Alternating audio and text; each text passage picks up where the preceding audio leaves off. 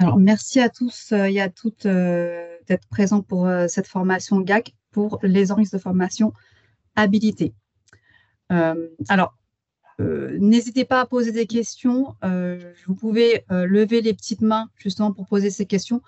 Moi, de mon côté, je ne vais pas forcément voir si vous avez des questions ou autres, donc n'hésitez pas à intervenir si besoin ou mes collègues aussi peuvent aussi me Ouais. dire pour vous donner la parole.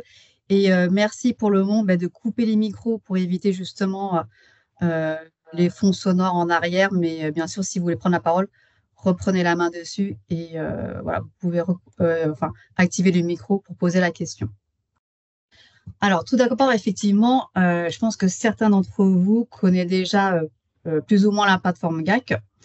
Donc qui concerne pour la saisie des gestions des dossiers CQP. Néanmoins, on voulait vous refaire en fait une formation sur le GAC et donc revenir sur la plateforme GAC, mais notamment sur le process de saisie des dossiers CQP. Donc en sommaire, on a une partie sur la présentation du pôle certification. Donc on va tout à l'heure se présenter. Qu'est-ce que le GAC? Pourquoi le GAC? La qualité et complétude des données de saisie. Donc, avant de saisir un dossier dans le GAC, qu'est-ce que je dois faire? Process de présentation des dossiers au jury CQP. On va aussi vous parler du suivi de cohorte et ensuite une présentation sur la prise en main de la plateforme GAC. Et après, les prochaines étapes et si j'ai le temps et j'espère, une démonstration en direct. Donc, nous avons une présentation du pôle certification. Donc, le pôle à ce jour est composé de moi-même, hein, de Bérangère de Pessabar, Sébastien Dumas et Réjeanne Gasse.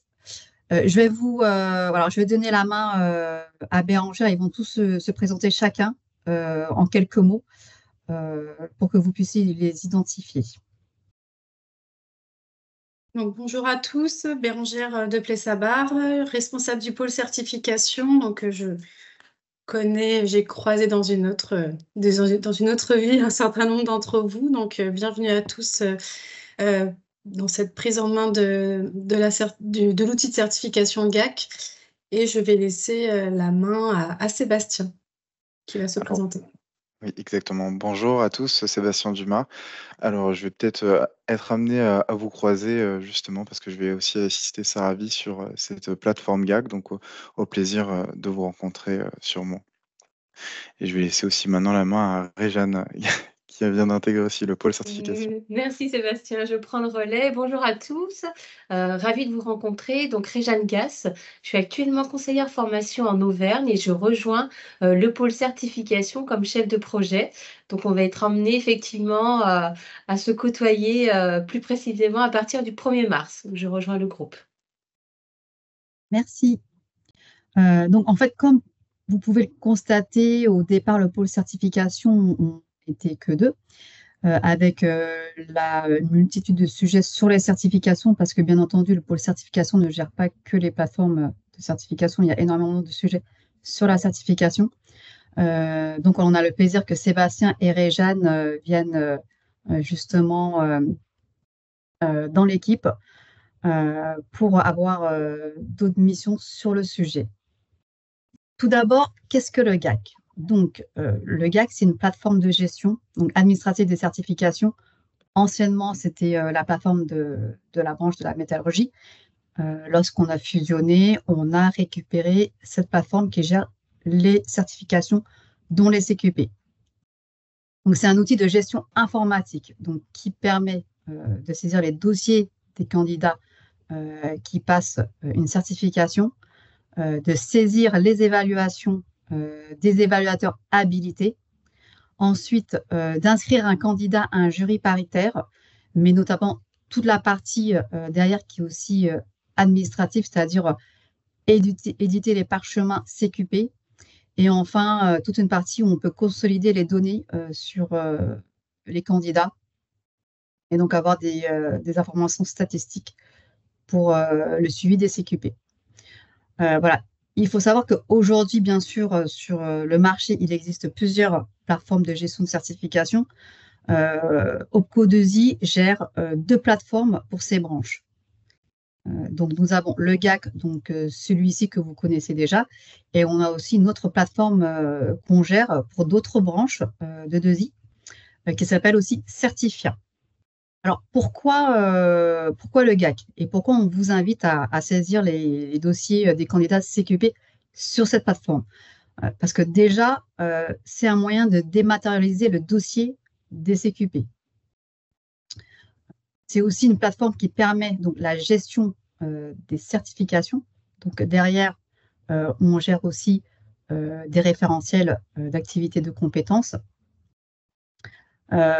Et ça permet aussi une traçabilité et une sécurisation des données liées aux candidats pour une réalisation de reporting et un suivi statistique sur ces candidats.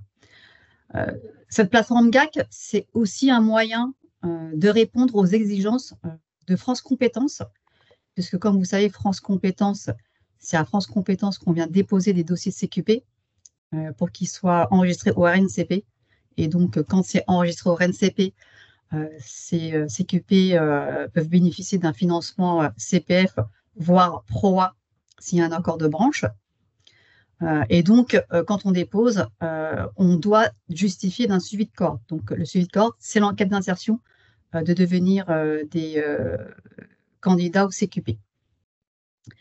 Donc, ça, c'est une chose. Et puis après, on a aussi toute la partie caisse des dépôts et des consignations, donc la CDC, qui permet aussi justement d'alimenter des passeports compétences.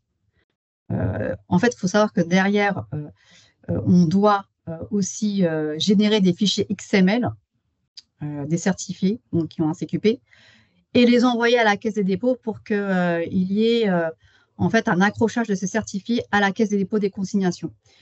Derrière, ça demande énormément de fichiers, donc de fichiers informatiques, donc fichier XML qui est un fichier extrêmement complexe. Et que aujourd'hui, il faut savoir que là, vous êtes concerné parce que vous êtes habilité sur des CQP de branches qui utilisent la plateforme GAC, mais on a aussi des branches qui n'utilisent pas de plateforme CQP, donc qui n'est ni sur le GAC ni sur Certifia. Et du coup, ça demande, c'est un peu complexe pour ces branches qui, en gros, elles utilisent uniquement la boîte mail ou des fichiers Excel ou un tableau de suivi ou ils scannent des documents en PDF, des documents papier. Et pour elles, c'est un peu complexe parce que derrière, en fait, il faut quand même être outillé pour justement répondre à ces exigences de France Compétences et de la CDC, ce que nos plateformes de gestion de certification prévoient. Et quand elles n'ont pas de plateforme de gestion, ça demande une grosse intervention en fait de notre part. Donc, parce que ces branches-là, on les accompagne, mais on va tout faire de manière manuelle.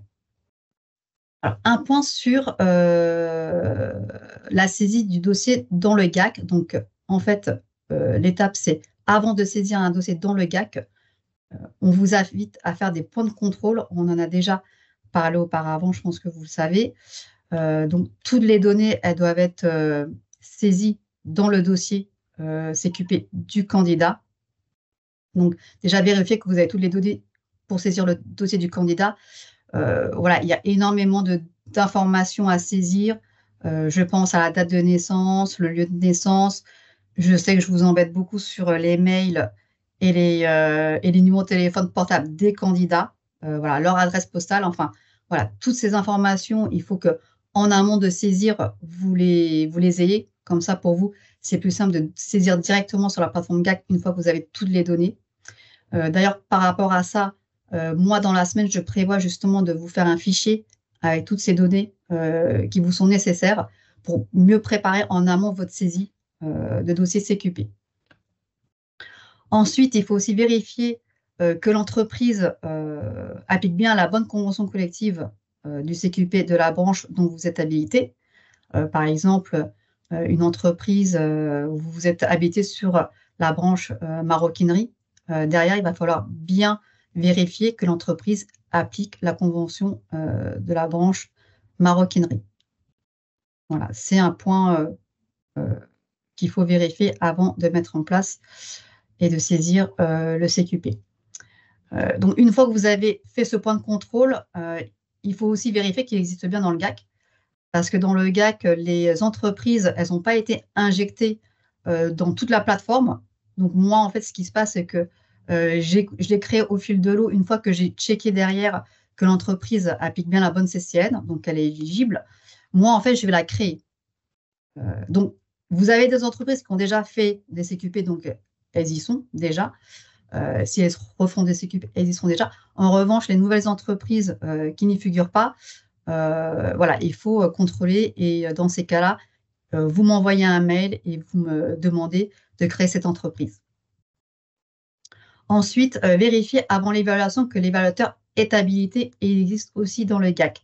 Alors aussi, ça, c'est un sujet parce que, comme vous savez, dans le process CQP, donc l'évaluateur qui réalise l'évaluation finale du CQP doit être habilité par la branche. Voilà, on a déjà eu des cas où effectivement l'organisme de formation a fait appel à un évaluateur et il s'avère qu'il n'était pas habilité.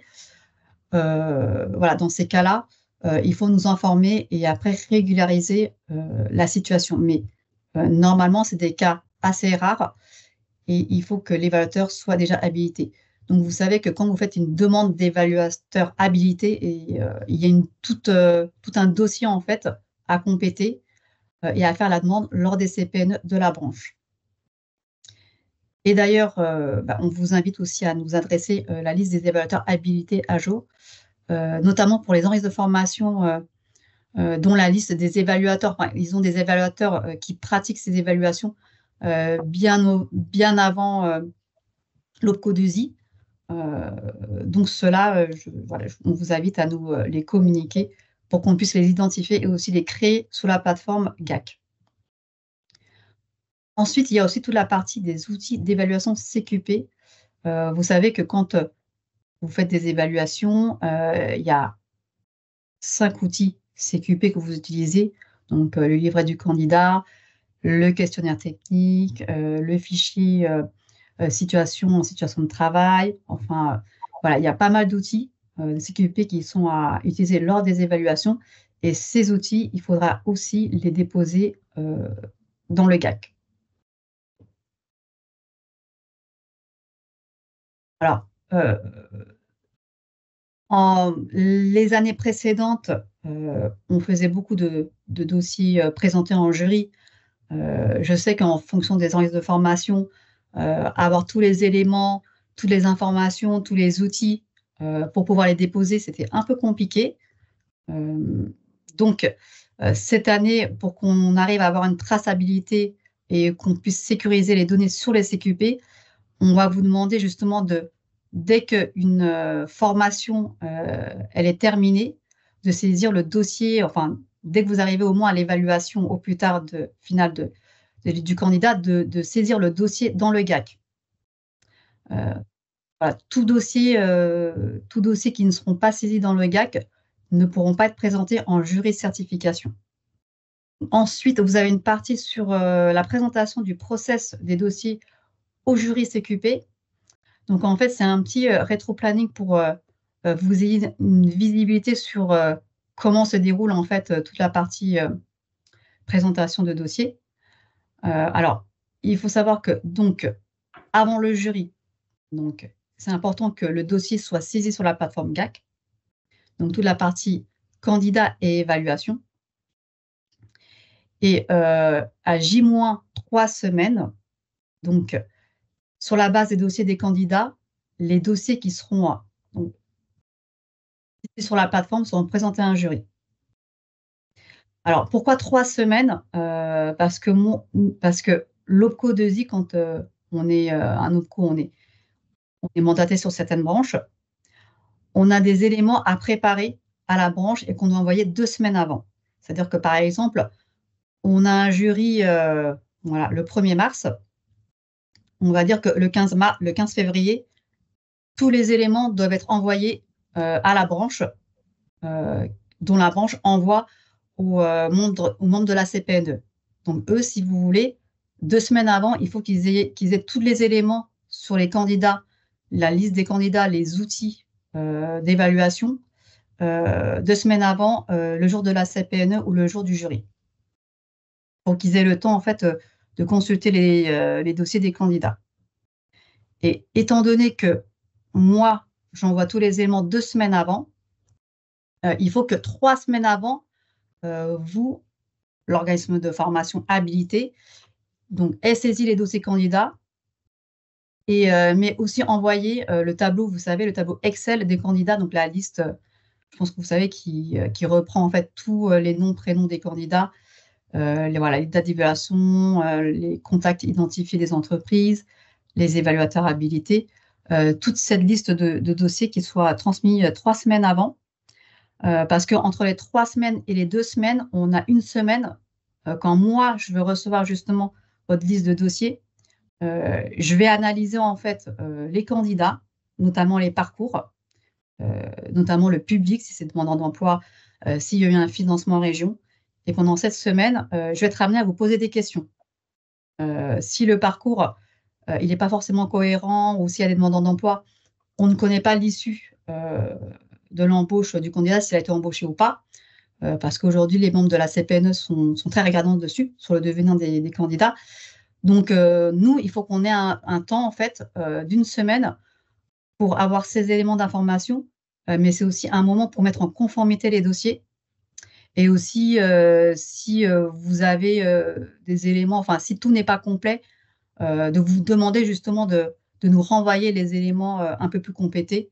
Voilà, il se peut que, par exemple, sur un outil CQP que vous avez mis en ligne, vous m'avez envoyé, il n'y ait pas, imaginons, toutes les pages. Voilà, donc moi, je vais vous dire, sur ce dossier-là, sur cet outil, il n'a pas été totalement scanné, il faudra me le renvoyer. Donc, cette semaine, ça sert vraiment à bien préparer, à mettre en conformité, à avoir tous les éléments pour que les dossiers soient conformes et que je puisse les envoyer aux membres de la CPNE. Est-ce que vous avez des questions? C'est clair pour le moment? Il n'y a pas de main levée, donc je pense que... Ah si, Ah. il y a une main levée. Oui. Sylvie, ton micro est coupé. C'était pour savoir, vous parlez de demandeurs d'emploi, comme quoi ils peuvent passer un CQP, j'ai bien compris ou pas? Oui, tout à fait. Alors, toutes les certifications ne sont pas accessibles aux demandeurs d'emploi, hein. Il faut vraiment vérifier en fonction du CQP si les demandeurs d'emploi sont accessibles ou pas. Par exemple, opérateur je prends l'exemple, un textile et habillement, Oui. opérateur multiposte en confection, les demandeurs d'emploi ne sont pas accessibles. Par contre, l'opérateur confection, qui est le premier niveau, celui-ci, depuis le milieu d'année 2023, c'est possible. Donc, si vous avez un doute, n'hésitez pas à nous solliciter, puisque il y a des certifications qui sont en cours de rénovation, par exemple le textile habillement, mais pas que, et les règles ont changé depuis peu. Ils sont en cours de dépôt auprès de France Compétences. Et très prochainement, vous le verrez dans les slides à la fin, très prochainement, et ça va être aussi le rôle de Réjeanne qui nous a rejoint, très prochainement, on va vous présenter les référentiels, les nouveaux outils d'évaluation et les nouveaux process, prérequis, oui, non, ancienneté, oui, non, etc. Donc, quand vous avez un doute, vraiment, n'hésitez pas à nous poser la question. Et jusqu'à ce que vous ayez... Ils n'ont plus besoin alors d'être... mince, je lève la main là, oui. Ils n'ont plus besoin de faire partie de la société depuis 1 an, quoi. Au moins 1 an. Pour l'opérateur confection. Et en maroquinerie? Après, on vous présentera plus en détail dans une autre réunion tous les prérequis pour chacune des certifications. Et si vous avez un doute, n'hésitez pas à nous poser la question par mail et on vous répondra. D'accord, merci. Le public de mon emploi, c'est un public très regardé par les membres de la CPNE. Et donc, il faut être très vigilant sur ce type de public. Il y a une nouvelle question de M. Amos, Vincent Amos. Oui, Vincent. Ah, monsieur, pardon. C'est un petit accent à la fin. C'est Pardon, pas grave. pardon. Oui, je voulais savoir si la plateforme était déjà en service ou si elle était en service à l'issue de cette présentation. Elle est déjà en service, la plateforme. Alors, Depuis 2020. Depuis 2020. alors, depuis 2020. Alors, elle est en service. Après, en fonction de l'organisme de formation et comment vous êtes organisé, tous les interlocuteurs n'ont pas forcément accès à la plateforme. C'est-à-dire que voilà, vous pouvez être l'interlocuteur, mais ce n'est pas vous qui allez saisir le dossier. Donc, ça peut être voilà, une assistante ou une gestionnaire qui va saisir le dossier. Et donc, elle va avoir justement des logins pour s'identifier et utiliser la plateforme GAC. Et pareil Monsieur vous êtes de quelle structure? Vous dépendez de quelle structure? Les Compagnons du Devoir et du Tour de France pour le CQP styliste modéliste en chaussures. D'accord, merci. Oui, et du coup, je me permets, j'ai levé la main. Je suis du coup la fameuse assistante commerciale du service pour le développement et pour la demande justement des logins et mots de passe. On vous fait un mail par la suite. Comment ça se passe? Oui, tout à fait. C'est dans les slides qui arrivent. C'est les slides qui arrivent. Mais oui, tout à fait. Enfin, de toute façon, dès que vous avez une question, une création, c'est à moi qu'il faudra adresser la demande. D'accord, très bien. Bon, c'est noté. Merci beaucoup. Ensuite, nous avons le sujet de suivi de cohorte. Donc, c'est un sujet on a un peu abordé précédemment, mais voilà, on aime bien réaborder ce sujet qui est assez important et qu'on souhaite vous sensibiliser sur ce sujet.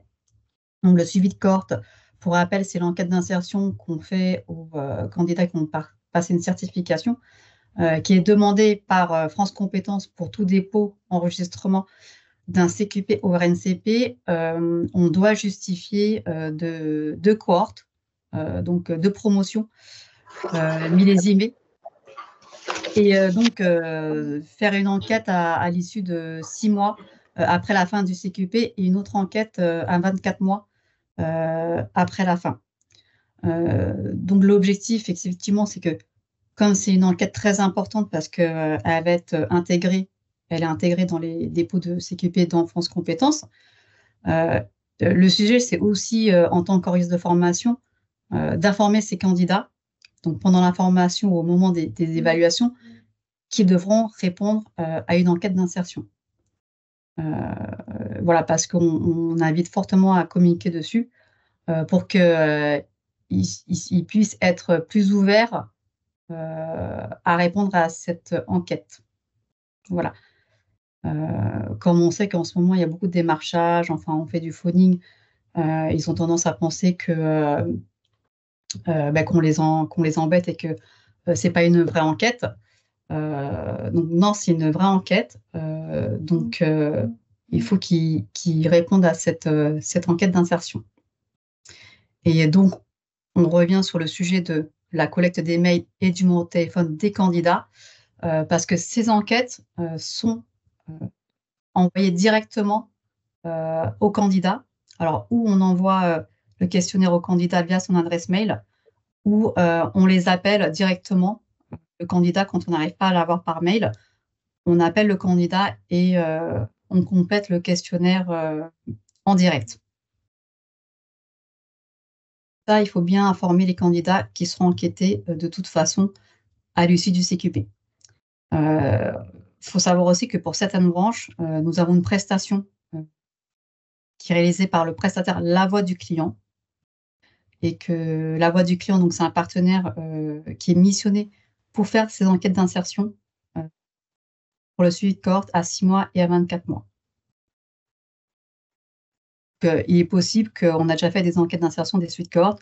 Il est possible que vous ayez des candidats qui vous disent « Ah ben nous, il y a un prestataire qui s'appelle La Voix du client, il nous a demandé de répondre à une question, à un questionnaire. Est-ce que vous le connaissez ?» Donc voilà, il faut que vous ayez en tête que La Voix du client est bien un partenaire de l'OPCO2I et que sa mission est bien de faire l'enquête d'insertion pour le compte des branches. Alors, qui saisit le dossier et quand? Donc, sur la partie saisie des dossiers, nous avons 2 cas de figure, puisqu'il y a des organismes de formation qui sont habilités à former et évaluer, et on a aussi le cas des organismes de formation qui sont habilités qu'à former. Donc, dans le premier cas de figure, nous avons donc l'OF, l'organisme de formation, qui forme et qui évalue. Donc, sur ce cas de figure qui est relativement simple, c'est l'organisme de formation qui va saisir le dossier de A à Z. Donc, que ce soit le dossier du candidat jusqu'à son évaluation. Voilà. Ensuite, sur la partie organisme de formation, on a des organismes de formation qui sont habilités seulement à former. Et donc, ceux-là, ils vont solliciter un organisme de formation qui va évaluer. Et donc, dans ce cas précis, donc on invite les organismes de formation formateurs à saisir le dossier du candidat au démarrage de la formation. Et l'organisme de formation évaluateur, lui, il va aller saisir l'évaluation après la réalisation des évaluations finales. Dans la saisie du GAC, en fait, l'organisme de formation, il saisit la fiche du candidat. Et après, cet organisme de formation, il a la main pour créer ce qu'on appelle une session d'évaluation. Au moment de la session d'évaluation, il va identifier un évaluateur habilité. Il faut savoir que les OF, ils ont, vous aurez la liste des évaluateurs habilités sur SoftQP et que c'est là que vous allez sélectionner l'évaluateur pour que ces derniers puissent faire l'évaluation et saisir les résultats. Donc, ensuite, nous avons la prise en main de la plateforme GAC. Donc là, je vais vous montrer comment procéder à la saisie d'un dossier candidat jusqu'à l'évaluation sur la plateforme GAC. Donc, nous avons une partie sur la connexion à la plateforme, les étapes du dossier, le tableau de bord, l'annuaire, l'inscription du candidat, la gestion des évaluations et les pictos et ses fonctions du GAC. Donc, connexion à la plateforme, donc qui a accès à la plateforme GAC? Donc, ce sont bien les organismes de formation habilités par la branche à former et évaluer, et l'administrateur de branche OPCO2I. Donc, c'est moi, en tant qu'administratrice de branche, qui ai la main sur la plateforme GAC. Sur les process CQP des branches mandatées, c'est les organismes de formation habilités qui saisissent, mais pour votre petite information, sur d'autres branches, c'est les entreprises, par exemple, qui sont amenées à saisir les dossiers. D'où pourquoi on vous précise que là, ici, sur la plateforme, c'est uniquement les OF qui ont accès à la plateforme. Alors, sur la création du compte. Donc, si vous souhaitez avoir un compte et être habilité, pas habilité, mais être habilité à saisir, c'est ça que je voulais dire, vous pouvez m'envoyer donc un mail avec votre nom, prénom, mail et fonction pour vous créer un compte. Voilà.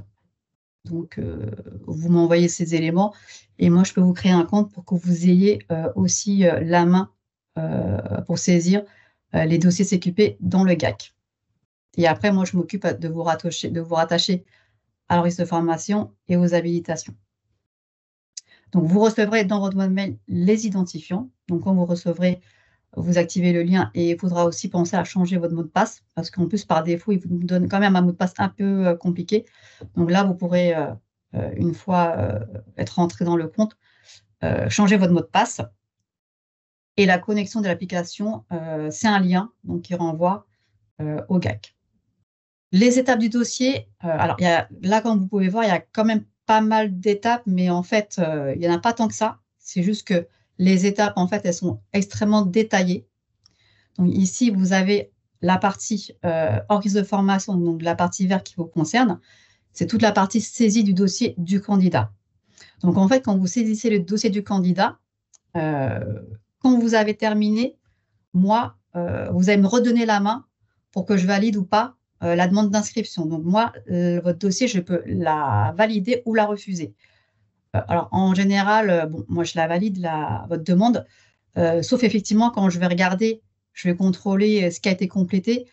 Voilà, si je ne vois pas de mail ou de numéro de téléphone du candidat, je ne vais pas le valider parce que même si sur la plateforme, c'est facultatif. Nous, on la demande parce que c'est vraiment nécessaire pour faire le suivi de cohorte. Parce que quand on n'a pas ni le mail, ni le numéro de téléphone du candidat pour faire l'enquête, c'est très compliqué. Voilà, sachant que c'est encore plus compliqué pour les candidats qui ne sont plus en entreprise, comme les contrats de professionnalisation ou les demandeurs d'emploi. Après, pour récupérer toutes ces informations, voilà, on a des enquêtes avec des taux de réponse, des taux de retour assez bas. Donc ensuite, moi, c'est ma partie, je valide ou pas votre demande d'inscription. Pardon, excusez-moi.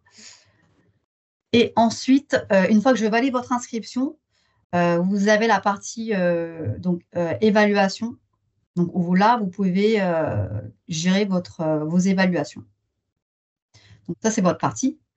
Et une fois que votre session, en fait, elle est en statut consolidation des résultats, ou plutôt en attente de rattachement à un jury, ça veut dire que là, vous avez terminé toute la partie saisie du dossier candidat. Et que là, c'est moi qui vais intervenir pour rattacher votre session d'évaluation à un jury. Donc, un jury derrière, nous avons une date de jury et moi, je peux la rattacher. Voilà. Donc, l'organisme formateur et évaluateur doit, donc, une grande partie, saisir le dossier du candidat, créer la session d'évaluation et saisir les résultats de l'évaluation.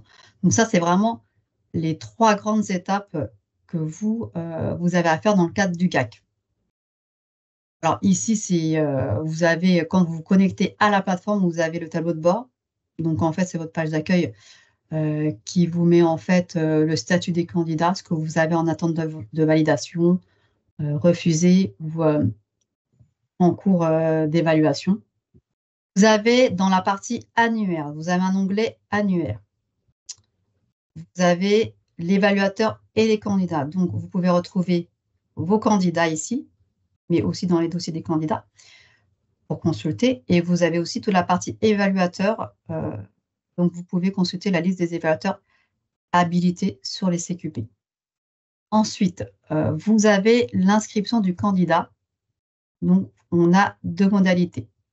Quand vous cliquez dans « Dossier des candidats », vous avez la possibilité de faire l'inscription en ligne. Donc là, vous saisissez en direct le dossier du candidat. Et vous avez une autre option qui s'appelle l'import de dossier d'inscription. Donc dans ce cas-là, vous aurez en fait un fichier Excel que vous téléchargez.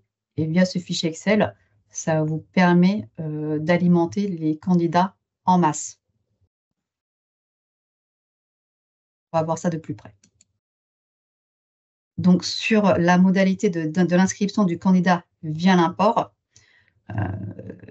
si vous avez la possibilité, là, en 1, de télécharger le modèle Excel, qui est juste ici, donc avec les champs obligatoires nom, prénom, date de naissance, et les autres informations sur le dispositif et l'entreprise. Et après, une fois que vous complétez, vous redéposez le fichier via uploader le fichier. Donc là, vous le redéposez ici.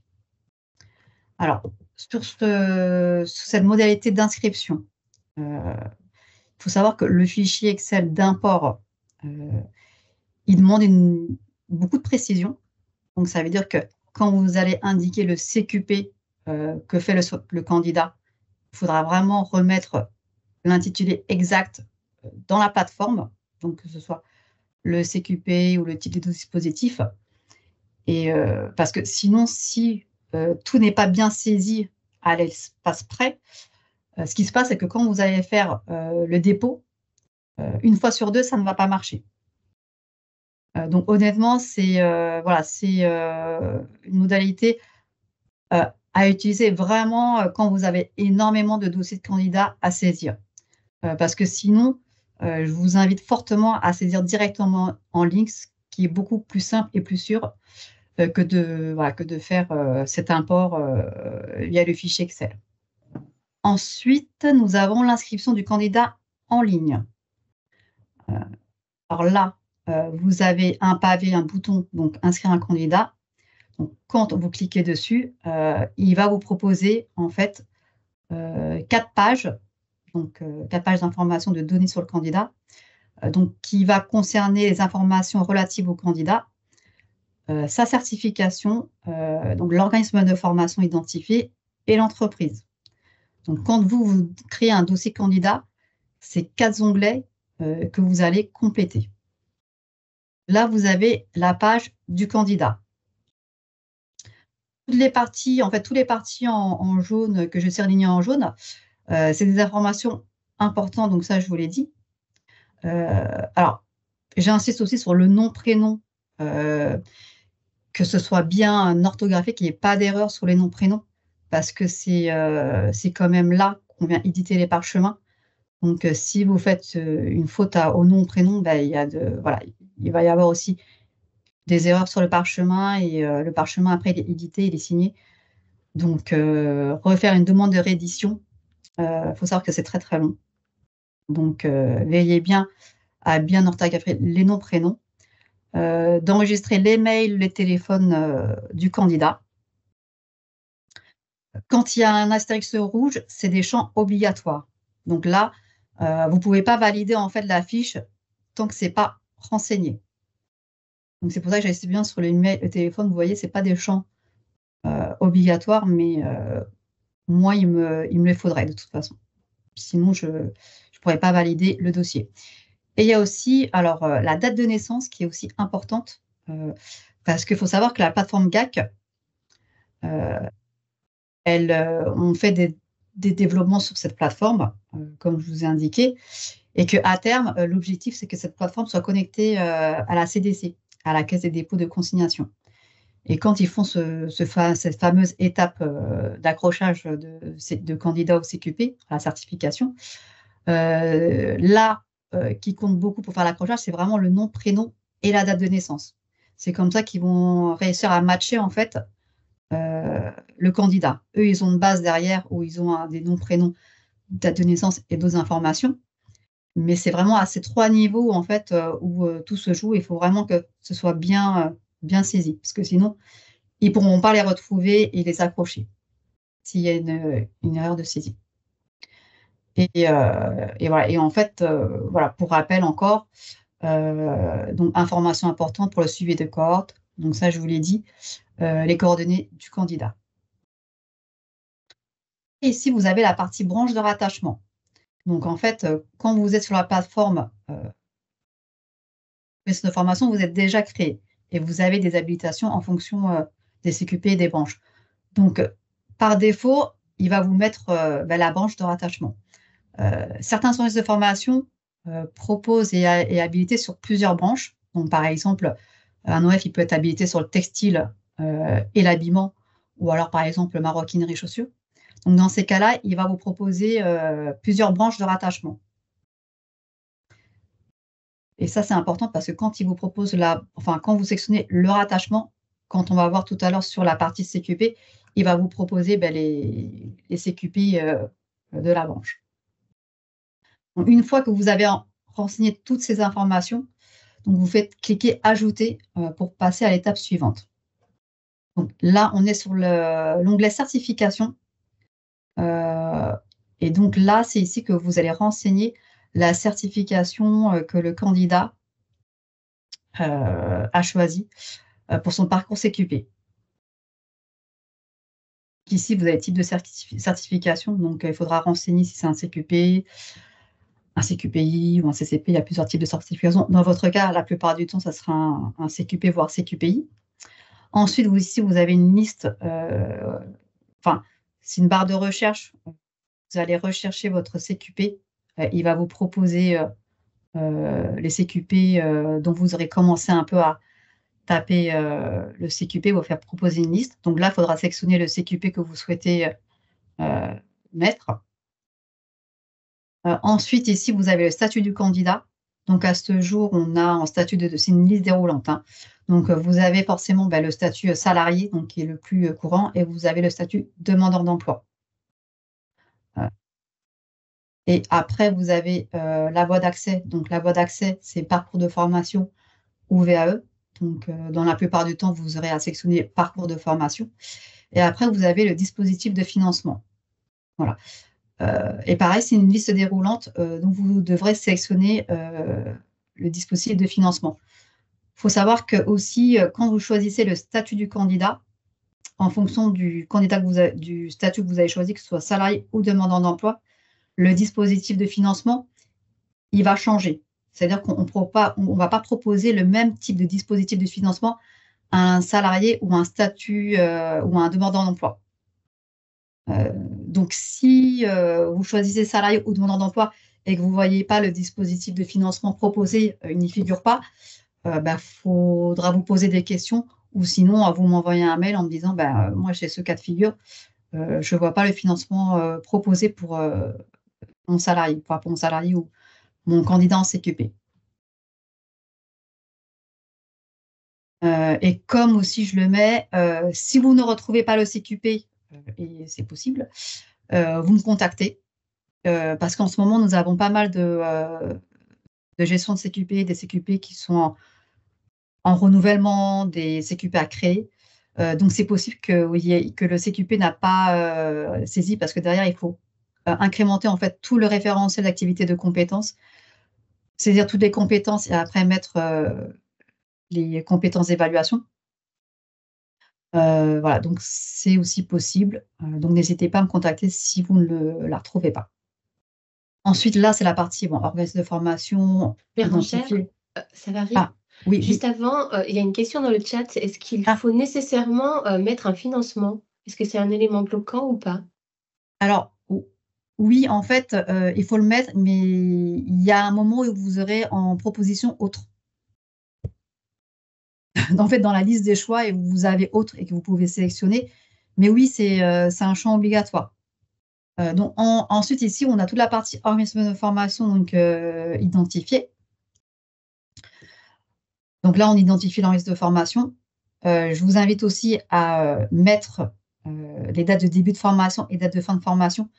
Alors, je sais que ce sont des champs où souvent, elles restent vides, mais c'est important pour nous de connaître le début de formation parce que souvent, les membres de la CPNE, ils veulent savoir en gros le laps de temps, le parcours du CQP, combien de temps il a duré. Voilà. Et c'est des informations qu'on fait remonter aussi aux membres de la CPNE, aux membres du jury.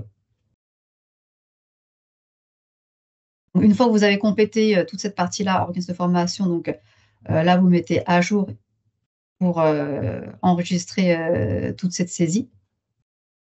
Ensuite, on a la partie entreprise. Et là, c'est pareil, où vous rentrez le SIRET ou le nom de l'entreprise, il va vous proposer une entreprise en semi-saisie automatique.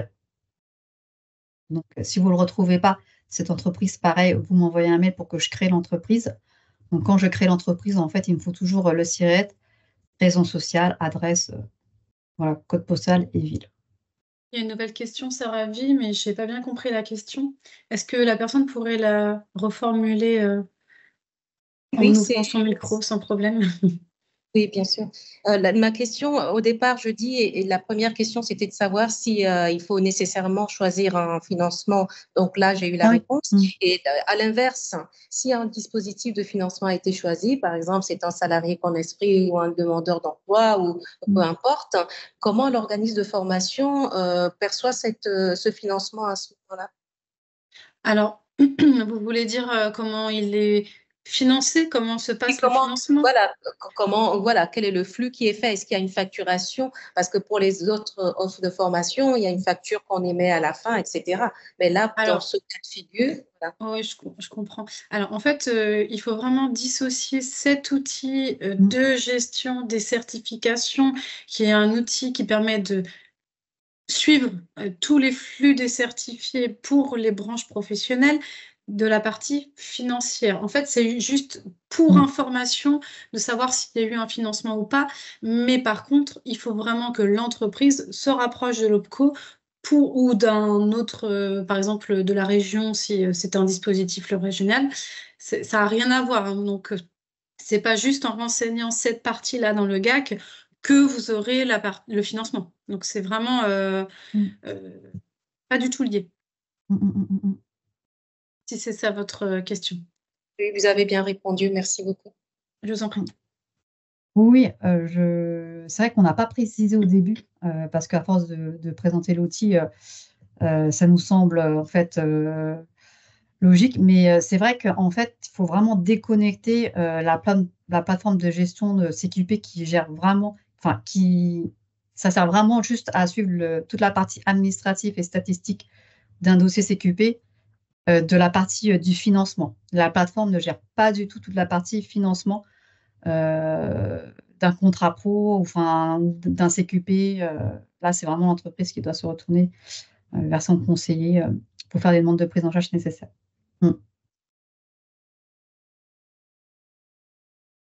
Donc, ici, c'est la partie donc, entreprise. Donc, on fait la recherche de l'entreprise. Si elle n'existe pas, vous m'en faites part. Pour la partie demandant d'emploi, on précise si c'est un demandant d'emploi, donc forcément, il a un temps en immersion en entreprise. Et dans ces cas-là, on saisit l'entreprise d'accueil. Parce qu'on veut quand même avoir une trace sur l'entreprise d'où le demandeur d'emploi a fait son temps en immersion.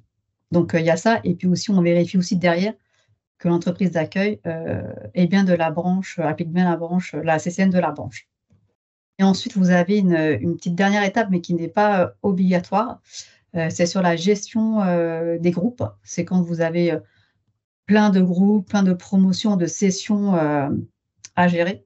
Et donc, dans ces cas-là, vous avez la possibilité de faire un groupe de candidats et de lui donner un nom pour après que ce soit plus simple pour vous, plus tard, quand vous allez organiser les sessions d'évaluation, de rattacher votre groupe sur cette session d'évaluation.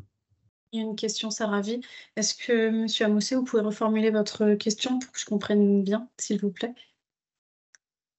Oui, donc je demandais s'il y avait parce que je ne l'ai pas repéré, mais j'ai peut-être zappé, une partie habilitation de plateau technique d'évaluation, comme on a rattachement du candidat à une certification. Est-ce qu'il y a aussi, comme pour les titres professionnels par exemple, pour pouvoir inscrire nos candidats, donc une partie habilitation du plateau technique sur le GAC, ou une trace, ou un lien, comment ça se passe? Non, c'est pas prévu du tout de... Pour le titre professionnel? Non, mais même pour les CQP. Pour les CQP. Non, pas du tout. Et alors, dans quel objectif le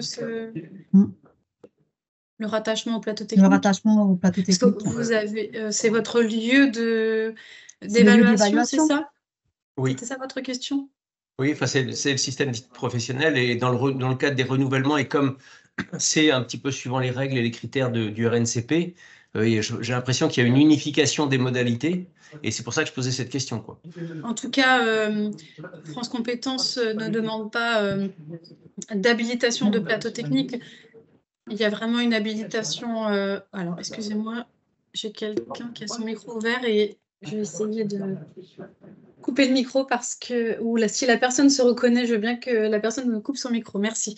Donc, en tout cas, ce n'est pas un des critères France Compétences au sens CQP, certification de branche, d'identifier des plateaux techniques. Il faut identifier des partenaires habilités, donc des partenaires à former et des partenaires à évaluer. Pas de lieu en partie. Enfin, évidemment, il faut que il y ait des évaluateurs vraiment identifiés au sein même d'un organisme de formation, mais il n'est pas demandé de plateau technique. On ne va pas jusque dans ce détail-là. Et donc, on ne le trace pas dans le GAC. Ça répond à votre question, Monsieur Amoussé? Oui, absolument, merci. Voilà, et une fois que vous avez terminé, vous pouvez soumettre la demande. Et dans ce cas-là, vous avez quasiment terminé la demande d'inscription. Donc là, la demande d'inscription, elle est en cours. Alors, ensuite, je reviens sur la fiche candidat. Donc, on est toujours sur la demande d'inscription qui est en cours. Je fais un petit focus sur les dépôts des outils. En fait, sous la fiche candidat, vous avez une partie type de document. Voilà. Sur la partie type de document, c'est ici, en fait, où vous pourrez déposer les outils d'évaluation des candidats. Que souvent, moi, quand je prépare mon jury, je vous demande souvent de m'adresser ces fameux outils que après, moi, je récupère et que je les transmets à la branche. Donc, il y a un espace document où vous pouvez directement les déposer. Donc, sachant que faudra cliquer sur le bouton « Ajouter un document » et que cette partie, vous pouvez charger que ce soit du PDF ou du Word ou du Excel. Il n'y a pas de restriction. Voilà. Ici, je mets « Choisir un avis ». Alors, je mets « C'est pas dans le process », donc ça ne vous concerne pas. Mais c'est parce que comme c'est un outil qui est utilisé par d'autres branches, voilà, il y a des éléments un peu plus spécifiques, mais voilà, qui ne vous concernent pas forcément. Voilà. Et là, je rentre un peu plus dans le détail, donc je vous montre comment ajouter un document. Ici, vous avez un petit bouton, vous cliquez dessus, et là, vous pouvez ajouter ce fameux document qui va venir se télécharger et qui va reprendre le nom du fichier. Et en bas de « Ajouter un document », vous avez encore une partie « Commentaires ». Donc, vous pouvez déposer un commentaire sur le candidat. Voilà.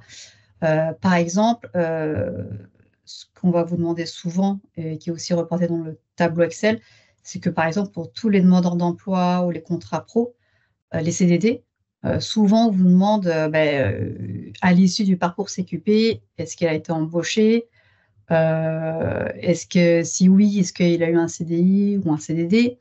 S'il n'a pas été embauché ou gardé dans l'entreprise, nous donner l'information, nous expliquer pourquoi il n'a pas été pris.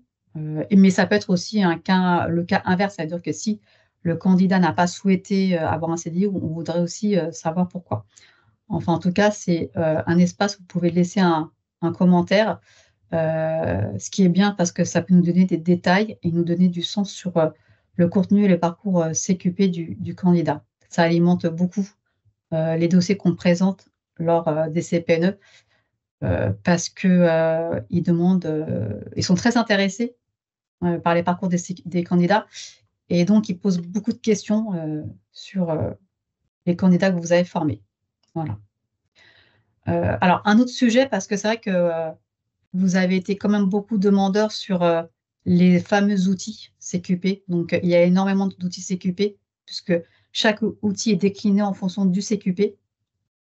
Un espace qui pourrait justement stocker ces fameux outils, parce qu'à ce jour, vous avez des outils que vous enregistrez chez vous. Il peut y avoir des nouvelles versions, des versions actualisées, des nouveaux outils.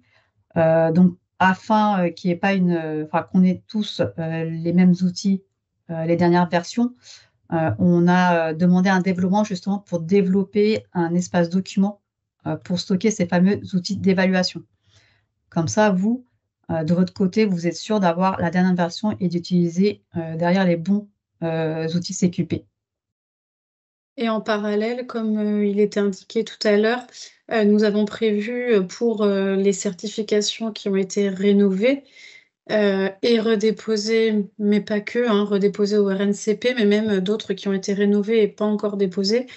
Nous avons prévu donc une réunion par branche pour pouvoir vous présenter ces outils. Donc, en complément du stockage, donc vous pourrez accéder à ces outils d'évaluation.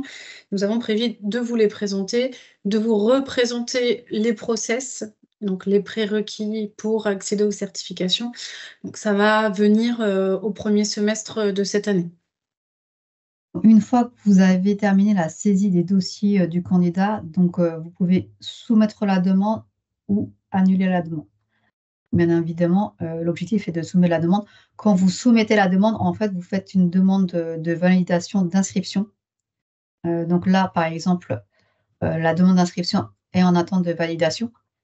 Et en fait, c'est moi, quand je vais voir le dossier du candidat en statut demande d'inscription en attente, je vais regarder le dossier et après, je vais le valider, valider l'inscription du dossier. Une fois que le dossier il est validé, donc je le valide, c'est après que en fait, vous pourrez créer votre session d'évaluation. On va passer par la partie gestion des évaluations. Donc, pour y accéder, là, on n'est plus dans les dossiers du candidat, mais on est dans la partie process de certification. Et quand vous cliquez dessus, il va vous proposer commission d'évaluation. Donc, on est sur le terme commission d'évaluation, mais derrière, c'est les évaluations finales faites par les évaluateurs habilités par la branche. Vous avez toujours le petit bouton vert qui signifie en fait créer donc un candidat, créer une commission. Donc, vous pouvez ajouter, donc vous cliquez dessus pour créer votre commission. Une fois que vous avez créé votre commission, donc ici, vous avez la commission d'évaluation. Voilà, vous avez un code, et ça, le code, en fait, c'est vous qui le mettez. Là, vous avez ici un champ commentaire. Donc, il s'agit d'un champ libre, mais c'est plus pour vous. Voilà. Alors, une fois que vous avez créé votre commission d'évaluation, il faut encore ajouter une session d'évaluation. Donc, en fait, il y a 2 clics à faire. C'est je crée la commission d'évaluation et après, j'ajoute ma session d'évaluation. Parce que dans une commission, vous pouvez avoir plusieurs sessions d'évaluation.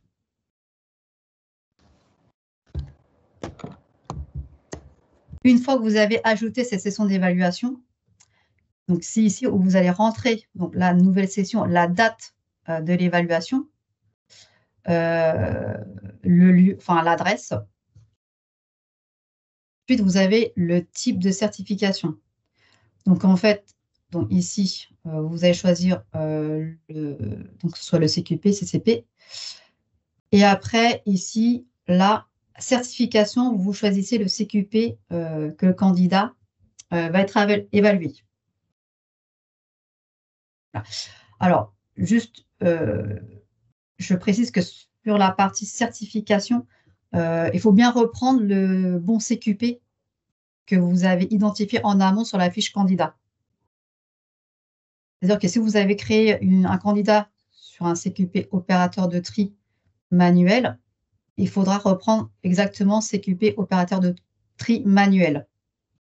Ouais, parce que si vous, par exemple, vous trompez et que vous mettez, par exemple, CQP opérateur de tri mécanisé, tout à l'heure, au rattachement de la session, ils ne vont pas vous le reproposer. Donc, c'est pour ça que je vous dis de bien faire attention à ce niveau-là.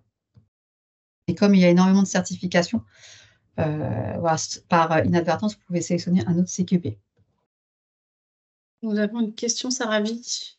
Oui. Est-ce qu'un OF formateur peut créer des sessions d'évaluation dans l'outil? Oui. Oui, oui. Il a la main pour créer une session d'évaluation. Et il va après sélectionner l'évaluateur. Oui, tout à fait. C'est-à-dire que si on a un cas où on a un OF qui est habilité à former et on a un OF qui ne fera que l'évaluation, donc c'est l'OF formateur qui crée le dossier candidat, qui va jusqu'à la création de l'évaluation que Saravi est en train de présenter. Et ensuite, l'OF qui évalue ne saisira que la partie évaluation. Ouais. Donc, nous aurons 2 intervenants pour un même candidat sur la plateforme. Je ne sais pas si... c'est plutôt l'évaluateur qui aura la main dessus, en fait. C'est l'évaluateur habilité. Pour rentrer l'évaluation. Pour rentrer l'évaluation. Mais la session d'évaluation que tu présentes, celle-ci, elle va être saisie par l'OF qui forme. Oui. Dans le cas où on a 2 intervenants dans un parcours, celui qui forme et celui qui évalue qui sont différents. Pour ceux qui forment et qui évaluent, il n'y a pas de sujet. C'est cet organisme qui fait la totalité de la saisie. Tout le parcours, oui. Oui, effectivement, oui.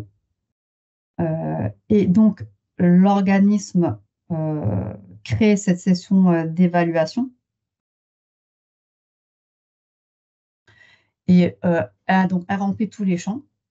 En fait, elle gère les évaluations. Alors, il y a une autre date. Alors, question. Cela signifie que c'est cet OF qui choisit sa date. Est-ce qu'il y a une date à saisir au sujet de l'évaluation? Alors, en fait, il y a une date, mais normalement, quand il sélectionne un évaluateur, en amont, il a déjà, normalement, en amont dans l'organisation, il connaît la date d'évaluation puisque avant de fixer une convocation avec des candidats, vous avez normalement préalablement vu avec l'évaluateur pour connaître son planning et fixer normalement une date d'évaluation. Donc la date, vous la connaissez et vous allez aussi connaître l'évaluateur puisque après, on vous demande de sélectionner l'évaluateur habilité. Donc ça veut dire que vous, en amont, vous avez vu pour organiser cette session d'évaluation avec ce fameux évaluateur habilité. Puisque hop, là, ici, donc, alors en fait, on est toujours sur la même page de la session d'évaluation. Donc là, ici, vous avez la partie évaluateur et c'est ici où vous allez rechercher votre évaluateur habilité. Donc pareil, là, vous faites une recherche nom, prénom, il va vous proposer. Tous les évaluateurs habilités uniquement sur le CQP fait par le candidat. En revanche, c'est-à-dire que si vous cherchez un évaluateur habilité et que cet évaluateur habilité n'est pas habilité sur le CQP dont vous proposez, il ne va pas vous proposer. Donc ça, c'est une des raisons pourquoi c'est possible qu'il ne vous le propose pas. Ensuite, ici, vous avez la partie candidat, parce que quand vous créez votre session d'évaluation, vous identifiez l'évaluateur et ensuite vous identifiez les candidats. Alors, les candidats, vous pouvez faire un rattachement par groupe, par promotion, comme on a vu tout à l'heure. Donc, si vous avez créé en amont votre groupe promotion 2023, vous allez pouvoir faire une recherche par ce nom de groupe et rattacher directement l'ensemble des candidats, ou vous pouvez ajouter les candidats un par un. Et dans ces cas-là, vous faites une recherche nom-prénom. Et là, c'est pareil, quand vous faites votre recherche nom-prénom, il va vous proposer uniquement les candidats des CQP dont vous avez identifié en amont. Et là, pareil, si vous ne trouvez pas le candidat que vous avez saisi, c'est fort possible parce que le CQP que vous avez sélectionné dans l'évaluation n'est pas le bon. Donc, ça peut répondre en partie à une question. Après, si de toute façon, si vous êtes vraiment bloqué, s'il y a un moment où, où vous n'avez pas la main dessus, vous ne retrouvez pas le candidat ou un évaluateur, n'hésitez pas à m'envoyer un mail pour que je puisse intervenir et vous aider dans votre démarche de saisie. Il y a une nouvelle question. Donc, ce sont les branches qui établissent les listes d'évaluateurs habilités et les communiquent à Opcodesie. En fait, les CPNE habilitent... Alors, excusez-moi, je vais couper le micro. Pardon. Ou la personne... Voilà, merci, désolée. Donc, vous devez faire une demande d'habilitation pour de nouveaux évaluateurs éventuellement. En tout cas, tous les évaluateurs ont été habilités par les CPNE, qui sont les certificateurs, hein, les CPNE. Donc, ça veut dire que chaque évaluateur doit être habilité pour pouvoir évaluer un candidat. Après, pourquoi on vous demande cette liste en question, puisque nous sommes censés avoir la liste à jour. Nous avons repris l'historique des ex-OPCA à l'époque. Il y avait déjà à l'époque des évaluateurs historiques qui avaient été habilités depuis l'existence des certifications. Donc, pour toutes celles qui ont été traitées par le pôle certification, nous avons cette liste d'évaluateurs par branche et par CQP, mais c'est cet historique avant 2020 que nous n'avons pas, ou pas pour toutes les branches. Donc, c'est la raison pour laquelle nous vous demandons ces listes pour ce qui est de l'ancienne historique. Donc, en tout cas, pour toute nouvelle demande d'habilitation, effectivement, il faut présenter la demande d'habilitation. Ce n'est pas parce que vous êtes, habilité à former et à évaluer qu'à chaque nouvel évaluateur, il ne faut pas demander. Donc, il faut bien demander une habilitation pour chaque personne. En tout cas, pour évaluer. Pour former, c'est la structure qui est habilitée à former, mais pour évaluer, c'est vraiment à l'individu près. Voilà. C'est chaque individu qui est habilité. Merci Bérangère pour cette précision. Donc, une fois qu'on a saisi les évaluations, enfin la session d'évaluation, qu'on a créé la session d'évaluation, vous pouvez valider la session. Donc, en fait, c'est la commission, mais on est d'accord, c'est bien la session d'évaluation.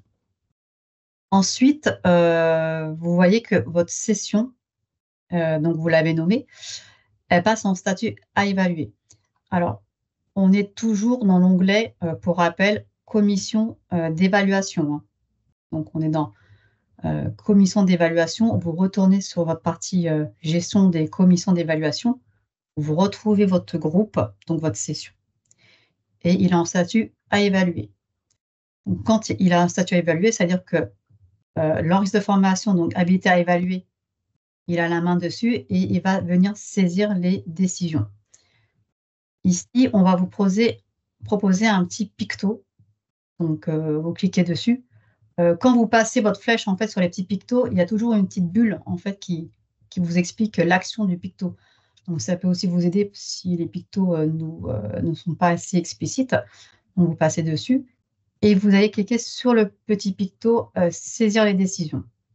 Ravi, il y a une nouvelle question, excuse-moi de te couper. Oui. Une question de Sylvie Lecomte. Plus de support papier, comment font les candidats pour répondre aux livrets candidats et aux questionnaires? Sylvie, pourquoi plus de support papier? Alors si, il y a toujours les supports papier en fait. Il y a toujours les supports papier, il y a c'est pour toujours les ça candidats. et il je faut ne les comprenais scanner. pas forcément la question. Sylvie, est-ce que tu peux… Au démarrage, j'ai cru comprendre qu'il n'y avait plus de support papier. Donc, c'est pour ça que je me suis permise de conforter mes dires et de… Voilà, je voulais être vraiment sûre que j'avais bien compris. Oui, mais… quand on vous a parlé de la dématérialisation peut-être. Voilà, oui, c'est alors ça. c'est une semi-dématérialisation. D'accord, ok. Bon, bah, c'est top.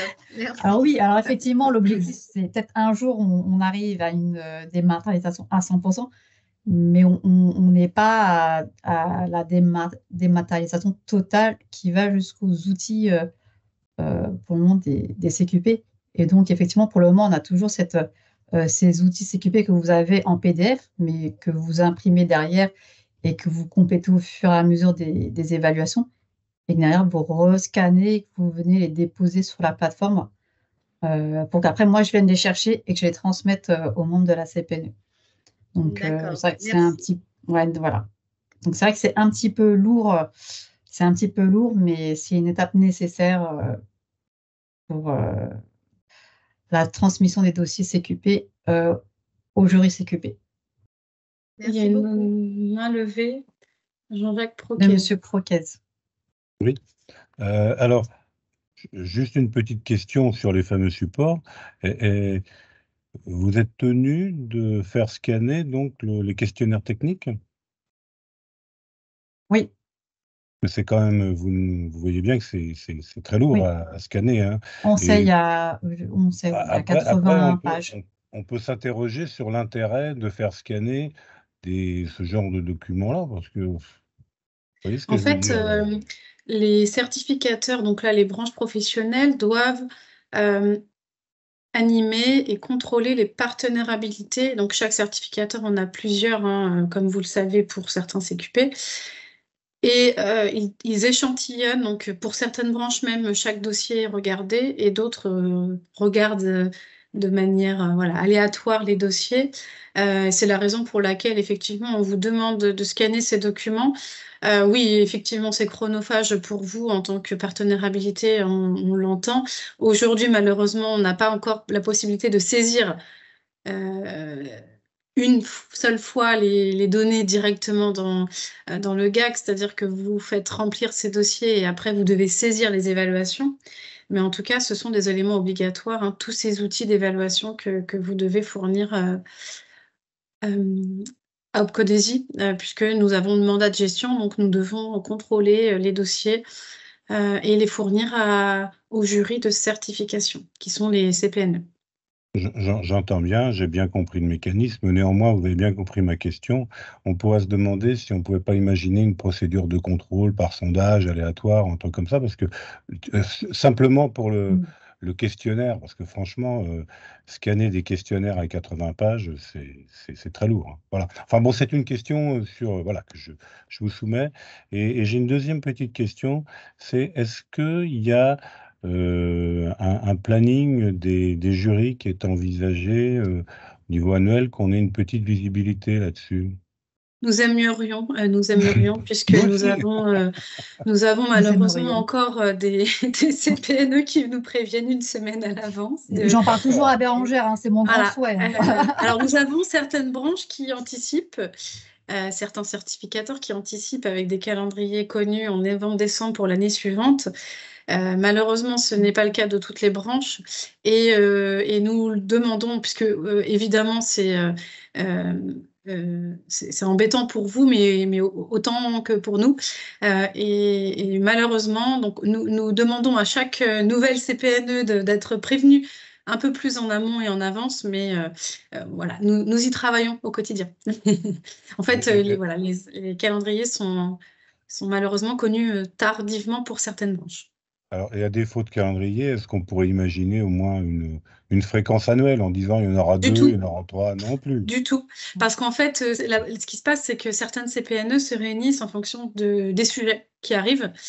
Et il y a certains sujets qui sont connus peu à l'avance, et donc des CPNE un peu extraordinaires, hein, des CPNE en urgence, qui sont organisés une semaine à l'avance. Donc là, pour le coup, pour des jurys, c'est impossible, hein, comme vous avez pu le constater par rapport au rétro-planning de Saravi, avec au moins l'envoi de 3 semaines à l'avance de votre côté.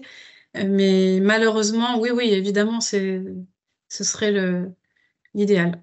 Mais en tout cas, nous faisons le maximum, hein. Nous sollicitons, nous relançons les CPNE pour connaître les dates, effectivement. Merci. À ce jour, il n'y a que la branche du recyclage où vraiment on a des dates de CPNE planifiées sur l'année. Après, effectivement, les autres branches, on les connaît Cantino l'économique, c'est au fil de l'eau, en fait. Quasiment. Mais dès qu'on connaît une date de CPNE, j'ai quand même pour habitude de vous envoyer par mail en vous disant attention, on a une date de CPNE, faites-moi remonter les dossiers si vous avez des candidats à présenter très rapidement, du coup. Parce que par exemple, pour le textile, on a reçu très très tardivement qu'il y avait une CPNE de textile et donc du coup, ça a été compliqué à gérer. Je crois. Oui.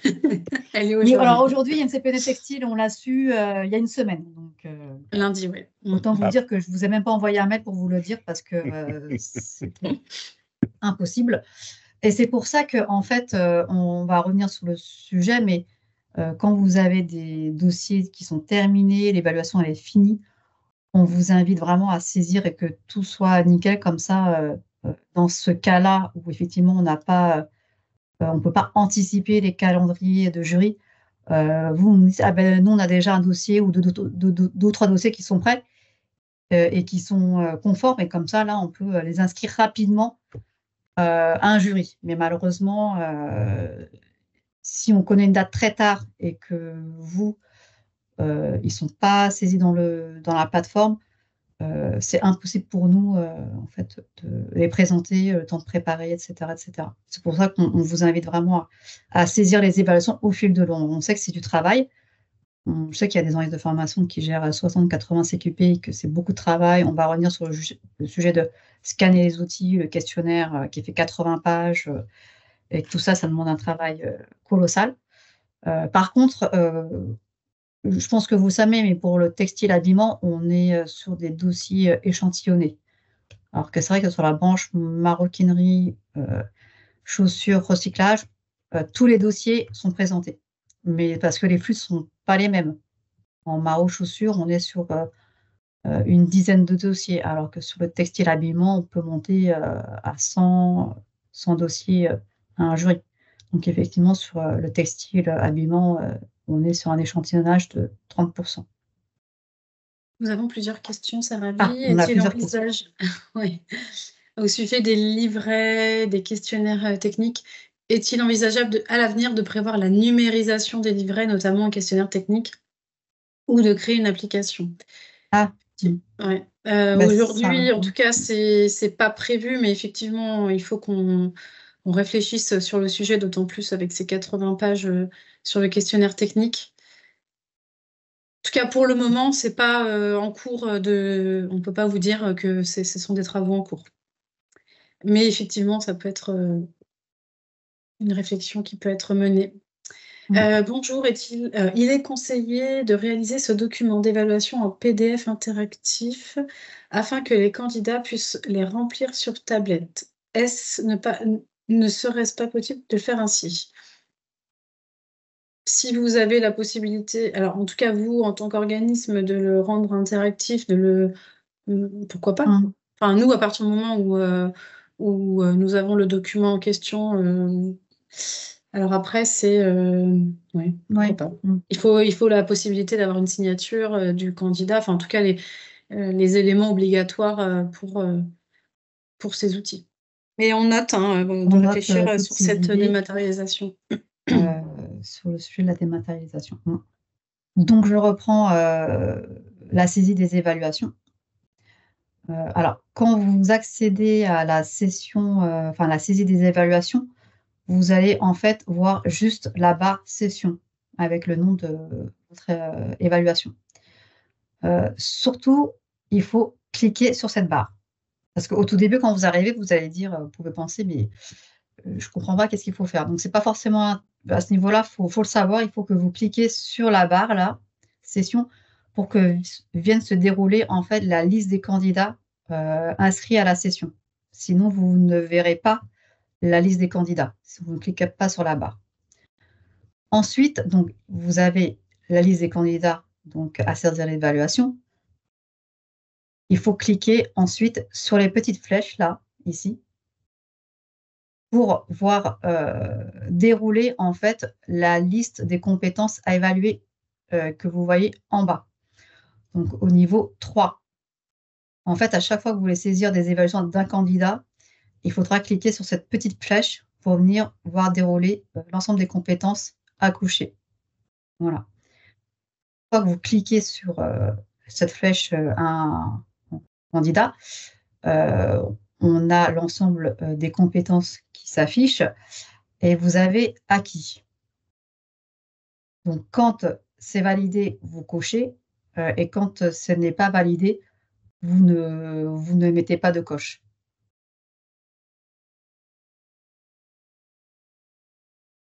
Et donc, en fait, la saisie des évaluations, des résultats d'évaluation, consiste à cocher les acquis de compétences. Donc, comme vous voyez, on ne rentre pas dans la précision que vous pouvez nous faire fournir dans les outils de CQP, mais même ne serait-ce que dans le fichier de synthèse Excel que vous me transmettez tout le temps, où là, vous avez tous les résultats en synthèse de chaque outil et qui est très, très précis. Là, sur le GAC, on ne rentre pas à ce niveau de détail. On va juste dire oui ou non, il a validé cette compétence. Donc, par rapport au référentiel d'activité des compétences. Ensuite, une fois que vous avez saisi ces dossiers, alors vous avez la grille de la commission d'évaluation. Ici, vous pouvez importer le fichier, vous savez, le fameux fichier Excel où on vient consolider les résultats du candidat. On a tout le détail. Il y a une partie avis de l'entreprise, mais ce n'est pas obligatoire, donc voilà, ce n'est pas la peine d'importer. L'avis d'entreprise, c'est un champ qui est conçu pour une autre branche spécifique, mais qui ne peut pas. Donc, vous pouvez juste importer la grille de commission d'évaluation, donc le fichier Excel, donc c'est le résultat des évaluations, et les importer pour chaque candidat. Donc, une fois que vous avez fait cette étape, donc vous avez saisi les évaluations, vous avez importé juste le fichier Excel avec la consolidation des données, vous validez la saisie des résultats. Et donc, ici, votre session d'évaluation, elle va passer en attente de rattachement à un jury. Donc, quand votre session d'évaluation passe en attente de rattachement à un jury, c'est-à-dire qu'en gros, vous avez terminé la saisie du dossier CQP et c'est à moi, en fait, d'aller identifier cette session et d'aller l'inscrire à un jury de certification. Et quand moi, je vais chercher ma session d'évaluation qui est en attente de rattachement à un jury, je vais venir l'inscrire au jury. Et donc, du coup, là, votre session d'évaluation, elle va passer en commission d'évaluation inscrite à un jury. Alors, pour la partie gestion d'évaluation, on en a terminé. Après, une fois que la session d'évaluation est inscrite à un jury, il y a un passage en jury. Et tout le travail à faire, ça sera de mon côté, puisqu'après, il faut que je valide. Une fois que le jury il est passé, je vais venir consolider les résultats, valider le CQP du candidat définitivement. Donc, je vous le dis à l'oral, mais ça ne vous concerne pas. Et en même temps, je n'ai pas non plus envie de trop vous donner d'informations parce que je trouve que déjà, d'une part, c'est beaucoup d'informations.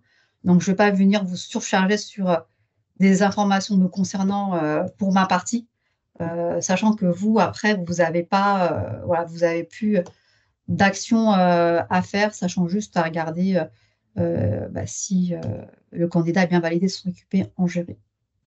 Alors là, c'est juste un petit récapitulatif sur les pictos et leurs fonctions. Donc, vous avez des, des petits pictos sur les actions qui sont récurrentes. Donc là, vous avez le petit check qui consiste justement à valider. Vous avez le petit stylet pour modifier, une corbeille pour supprimer. Souvent, vous avez le petit bouton de couleur verte pour ajouter ou inscrire un candidat, créer une commission, etc. Ici, pour rappel, donc c'est toutes les étapes d'inscription d'un candidat. Donc sur sa fiche candidat, sa certification, on identifie donc l'organisme de formation, l'entreprise, et si vous souhaitez, vous lui créez un groupe. Donc, faut bien avoir en tête que quand tout est bien complété, vous avez le petit check qui passe en vert. Donc, quand le petit check il passe en vert, ça veut dire que tout est enregistré, tout est mis à jour et que tous les champs obligatoires ont été complétés. Sinon, voilà, ce petit chèque vert, il n'apparaît pas et que du coup, vous ne pourrez pas valider votre dossier pour que ensuite moi, je vienne confirmer l'inscription. Sur l'outil, vous avez aussi toujours un filtre ou une barre de recherche. Donc, vous avez une barre de recherche qui peut permettre de faire une recherche sur un filtre spécifique. Donc, vous avez pour la partie candidat, nom, prénom, date de naissance, statut, code du dossier et groupe. Pareil sur les sessions d'évaluation, vous avez cette barre de recherche et des filtres. Donc, quand vous faites une recherche, c'est toujours par rapport au filtre que vous avez sélectionné.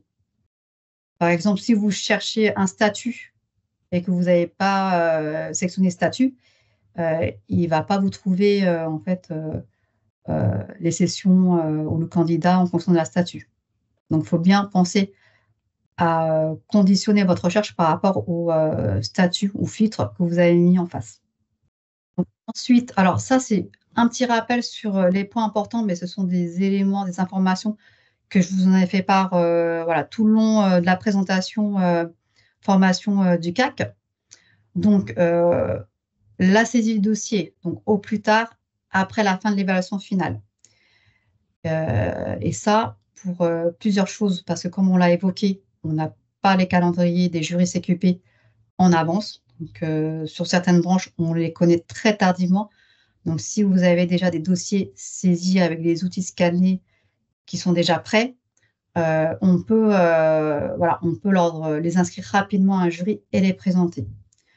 Donc, ça, c'est un point important et que je vous invite à le faire parce que, comme on a parlé aussi, le sujet des outils à déposer qui sont très, très longs, des dossiers à scanner, voilà, donc je vous invite vraiment à la faire au fil de l'eau parce que si vous attendez beaucoup de temps, allez nous les présenter, par exemple 6 mois après, ça va vous faire beaucoup de travail. Ensuite, on a aussi que tous les dossiers doivent être saisis dans le GAC pour être présentés au jury CQP pour l'année 2024. Voilà, moi, il faut savoir que sur la plateforme CQP GAC, je peux faire une extraction. Donc, ce que je fais, c'est que je fais une extraction et sur l'extraction Excel, je peux voir en fait tous les dossiers des candidats qui ont été saisis. Voilà. Donc, je vois les candidats saisis. Et quand vous me communiquez la liste des candidats que vous souhaitez présenter, ça m'arrive de ne pas avoir quelques candidats qui ne sont pas saisis. Et donc, dans ces cas-là, moi, je vous dis attention sur ce candidat-là. Je ne l'ai pas vu dans le GAC, donc je vous invite à le saisir pour qu'on puisse le présenter au jury. Après, il y a la partie saisie des coordonnées du candidat obligatoire. Donc, on revient encore dessus parce qu'on sait que les coordonnées du candidat obligatoire, c'est un sujet un peu compliqué parce que d'une part, les candidats, ils ne veulent pas forcément communiquer leur téléphone mail et on peut comprendre vu le contexte. Mais dans ces cas-là, il faut aussi les sensibiliser et que l'enquête de suivi de cohorte, ça vient conditionner l'obtention le dépôt du CQP et donc un enregistrement au RNCP. Donc, c'est-à-dire qu'un candidat qui aujourd'hui fait un CQP, s'il peut, c'est aussi parce que le CQP a été déposé au RNCP, à France Compétences et qu'il est enregistré. Ensuite, contrôler la CCN de l'entreprise et habilitation.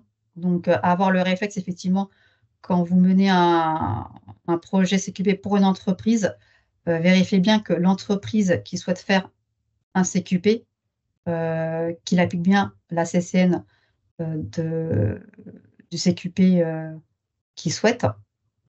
Et donc, dans ces cas-là, s'il y a une entreprise qui applique une autre CCN, si une entreprise elle veut faire un CQP, mais qui n'est pas de sa branche, il y a toujours une possibilité de faire une demande de dérogation. Donc, ça arrive. Et ces demandes de dérogation se font en CPNE. Et puis après, pour la partie publique, demandeur d'emploi, contrat pro CDD. Donc, bien connaître leur situation à l'issue du parcours CQP. Donc, s'ils ont été embauchés en CDI, en CDD, s'ils n'ont pas été embauchés, s'ils n'ont pas été embauchés, mais ils sont dans une autre entreprise, savoir quelle entreprise, quel poste ils occupent actuellement, et si l'entreprise, elle relève toujours de la CCN de la branche du CQP, parce que les membres de la CPNE, ils veulent savoir qu'est devenu le candidat, et s'il est dans une entreprise, est-ce qu'il est resté encore dans une entreprise de la branche, parce qu'il a passé un CQP de la branche, et s'il occupe aussi le poste du CQP dont il a passé. Donc ça les intéresse fortement de savoir si le demandeur d'emploi a bien été inséré après son parcours CQP. Donc voilà. C'est aussi important sur l'issue du parcours. Pourquoi? Parce que souvent, quand vous nous présentez des dossiers, ça arrive longtemps après. Et je sais que c'est compliqué de revoir ces informations sur un candidat parce que le candidat, il est parti, il n'est plus là, vous n'avez pas forcément peut-être toutes les coordonnées. Donc, savoir qu'est-ce qu'il est devenu 6 mois, 1 an après, je sais que ce n'est pas simple. Donc, c'est pour ça qu'il faut avoir aussi le réflexe que dès qu'un parcours CQP est terminé, de savoir tout de suite quels sont les projets du candidat s'il n'a pas été embauché, quelle est la suite du parcours en tout cas. Parce que forcément, les membres du jury, ils vont nous poser la question. Voilà, c'est des données qualitatives font partie des CQP. Ensuite, sur les prochaines étapes, donc nous, on vous invite à nous adresser les mails d'interlocuteurs d'organismes de formation que vous avez, que vous chargerez ou vous missionnerez pour la saisie des dossiers CQP. Donc, vous me les envoyez. Il y a mon mail sur le support de présentation. Donc, moi, je pourrais créer justement ces logins et vous donner les habilitations. Aussi, il y a des travaux en cours sur la mise à jour des référentiels CQP par le pôle certification. Nous avons énormément de renouvellement CQP qui est en cours et donc de référentiels et aussi d'outils. Ça, c'est un cours, c'est des travaux qui sont en cours. La liste des évaluateurs adressés au pôle certification, comme vous l'indiquez, Bérangère, on a effectivement la trace des évaluateurs habilités depuis 2020 parce qu'on reçoit les demandes d'habilitation, on les fait passer en CPNE, donc on a la trace. En revanche, tout l'historique avant 2020, on n'a pas forcément cette liste d'évaluateurs et donc on vous invite aussi à nous les adresser pour qu'on puisse faire la mise à jour et aussi les créer dans le GAC. Alors, il y a une question, Sarah Vie, concernant l'insertion. Que se passe-t-il lorsqu'une personne a suivi la formation, a validé tous les acquis, donc je pense à passer les évaluations, sans vouloir accepter l'embauche de l'entreprise? On lui envoie quand même, donc je pense que vous parlez du parchemin. Donc effectivement, la personne a bien validé la certification, enfin si c'est le cas dans ce que vous expliquez. Donc si la personne a bien validé la certification, le jury de certification valide effectivement l'obtention de la certification et on lui envoie son parchemin. Voilà, donc la personne confirme. En fait, pourquoi on insiste sur l'issue de la certification, donc après l'obtention, que deviennent les personnes? Donc déjà, les membres du jury souhaitent avoir ces informations-là et derrière, comme vous l'avez compris, France Compétences le demande à 6 mois et à 2 ans après l'obtention pour le suivi de cohorte.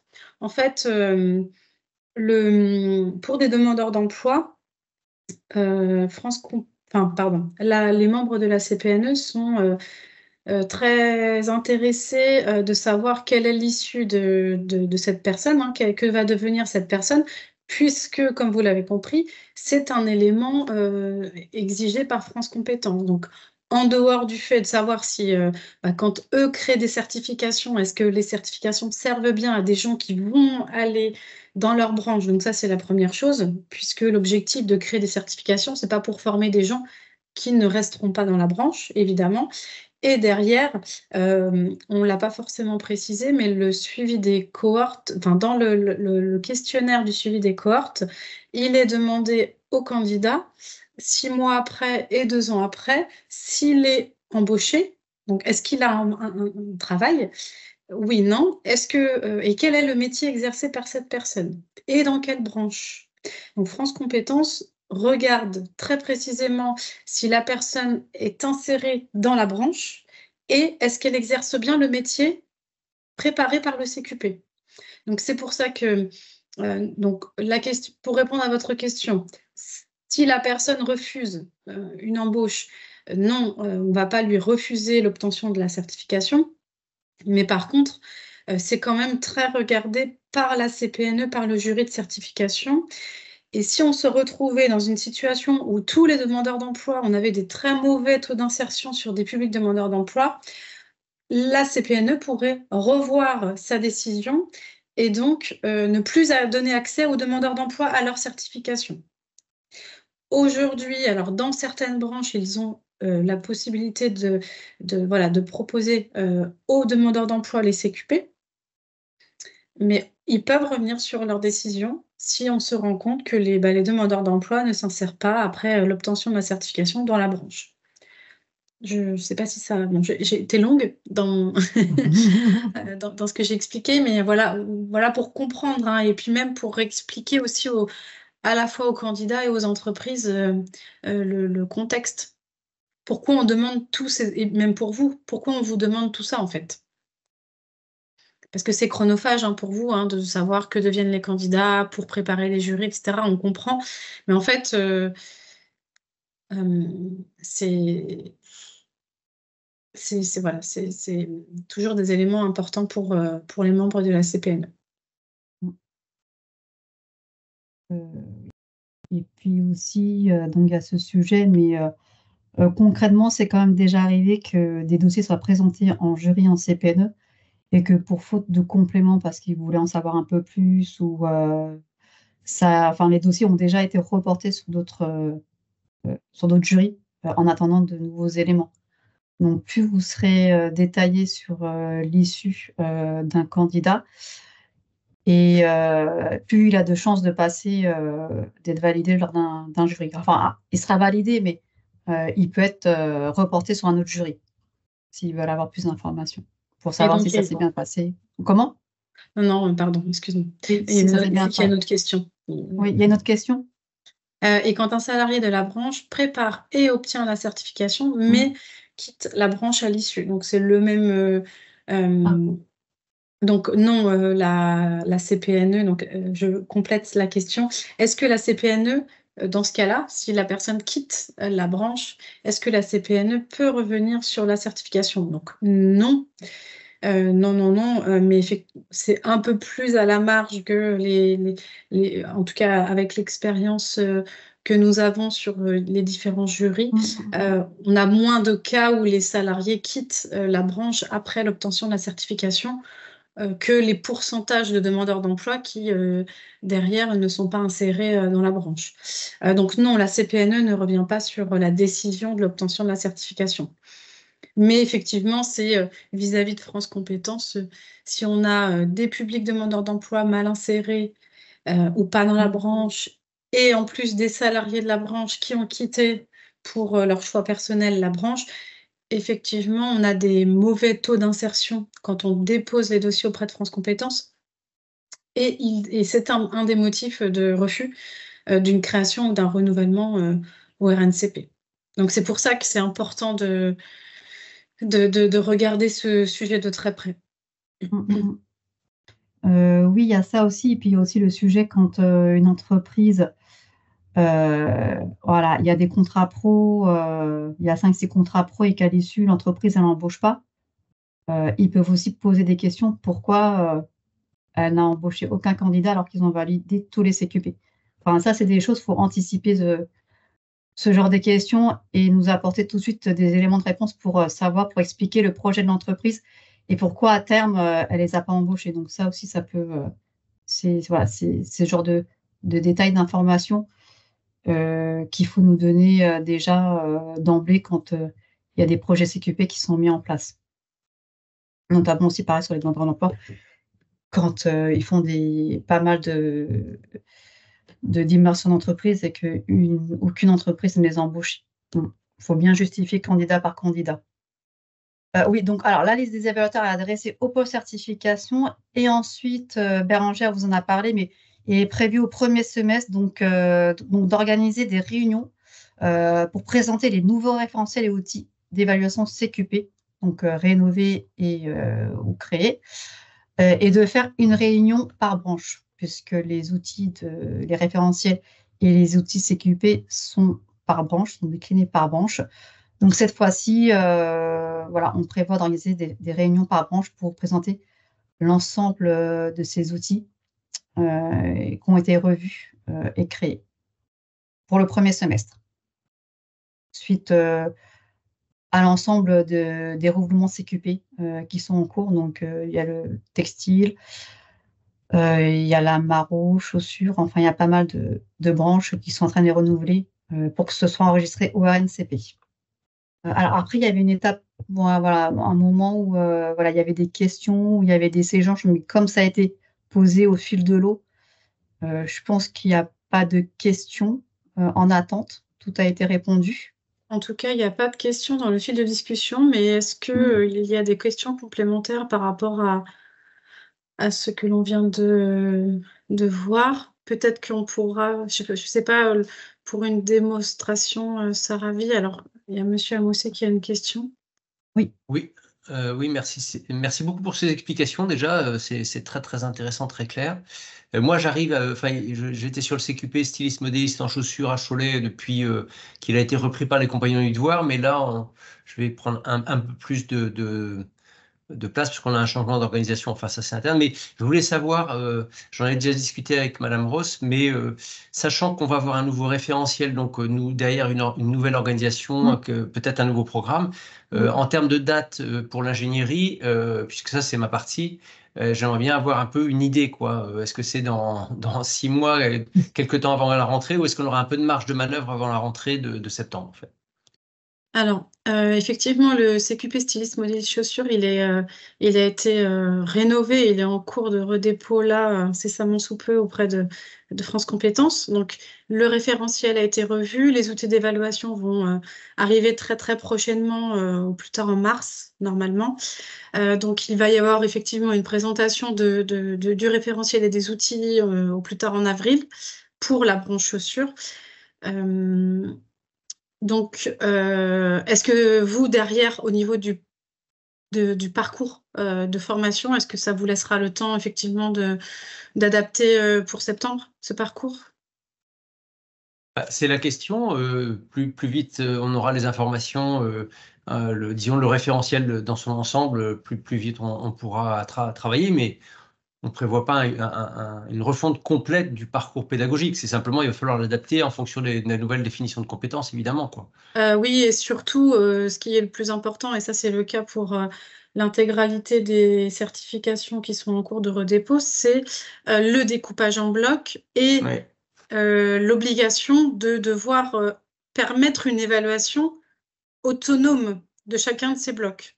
C'est-à-dire que pour toute certification découpée en blocs et encore plus pour les certifications RNCP, le partenaire habilité, donc vous, devez avoir la possibilité, enfin, vous devez prévoir ces évaluations, et d'ailleurs les outils sont faits de cette manière-là, c'est pour ça qu'on va vous les présenter. Les outils seront découpés en corrélation avec ce découpage en blocs, pour permettre à un candidat de ne préparer qu'un bloc, soit la certification totale, mais les candidats doivent pouvoir préparer qu'un bloc, un ou plusieurs en autonomie. Donc les outils, le parcours formation et les outils associés. Oui, ben donc voilà, c'est ce qui fait que plus vite on sera informé et associé à cette information, plus vite on pourra travailler dessus et on est tout prêt, quoi. Oui, bien sûr, je comprends. Merci. En tout cas, le référentiel est finalisé. Ce sont les outils et il faut quand même attendre ces outils pour pouvoir effectivement avoir un parcours que vous pouvez adapter en fonction de ces outils. Alors, je vois une autre question. Alors, qui doit être présent pour la CPNE? L'évaluateur, le responsable formation. Alors, en fonction des CPNE, des jurys de certification, donc ce sont les CPNE, il est exigé des présences ou non de certains d'évaluateurs ou d'organismes, effectivement. Donc, certaines CPNE demandent que l'évaluateur ou l'OF, en tout cas, soit présent pour présenter les demandes, présenter les dossiers en jury. D'autres demandent à l'OPCO de présenter les dossiers. Donc vous nous envoyez les éléments et c'est Saravi ou à terme Réjeanne ou moi qui allons présenter ces dossiers. Certaines CPNE par rapport à des dossiers, je prends l'exemple d'une branche, alors j'ai plus en tête, je crois que c'est le textile, par rapport à des dossiers, des constats de dossiers, demande maintenant, à partir de maintenant, à ce qu'il y ait une rotation, donc ça peut être en visio, une présence en visio, demande à ce qu'il y ait une rotation pour pouvoir échanger avec les organismes habilités et donc que vous puissiez présenter les dossiers. Évidemment, on vous préviendra à l'avance, on va vous demander une participation pour pouvoir avoir un échange avec les membres de la CPNE et présenter vos dossiers lors de ces CPNE. Je sais que certaines branches, comme la maroquinerie, le demandent maintenant systématiquement. Systématiquement, tout à fait. À ce qu'il y ait ce roulement pour pouvoir avoir un échange parce que, alors nous sommes les intermédiaires, mais quelquefois il y a des questions plutôt techniques auxquelles nous ne pouvons pas forcément répondre et vous êtes les plus à même de répondre. Donc, à voir, est-ce que c'est l'évaluateur pour répondre à la question? Dans ces cas-là, est-ce que ce sont les évaluateurs ou vos représentants d'organismes de formation? Après, à vous de voir en interne qui sera la personne la plus à même de répondre aux éventuelles questions. Donc, plutôt, alors, si on a dans un cas de figure où on a celui qui forme qui est différent de celui qui évalue. Je parle de l'organisme, hein, je ne parle pas de la personne en tant que telle. Évidemment, c'est plutôt la partie, ceux qui ont fait l'évaluation qui seront présents lors de ces CPNE. Oui, François.